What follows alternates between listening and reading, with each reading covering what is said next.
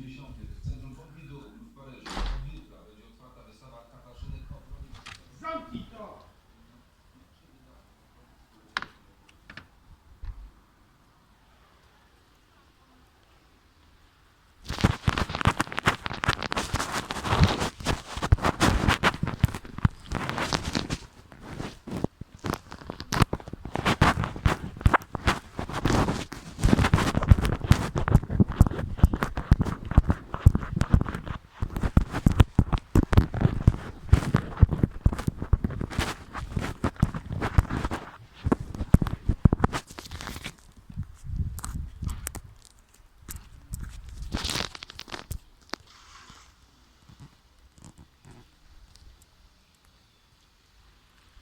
Deszcz ze śniegiem.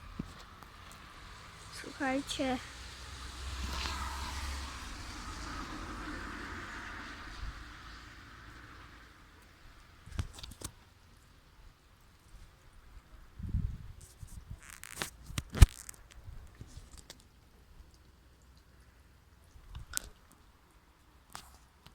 Widzicie jak? Widać? Tylko u was widać taki bazgroły, bo nie widać tego na śniegu. Chodź.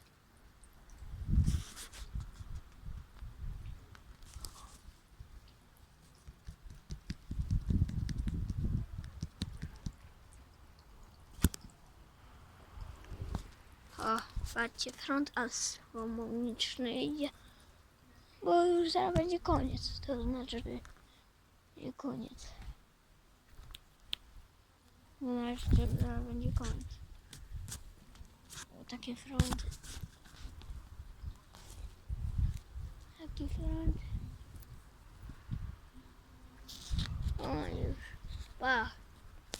Taki mały śnieg, teraz sam śnieg pada.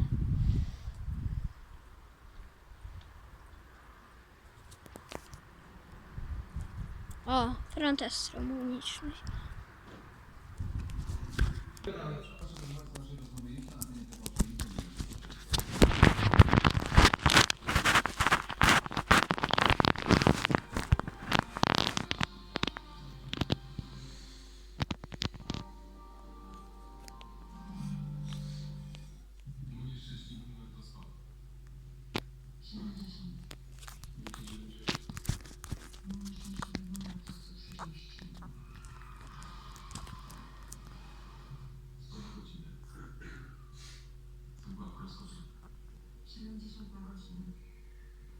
Wiedziałam ją.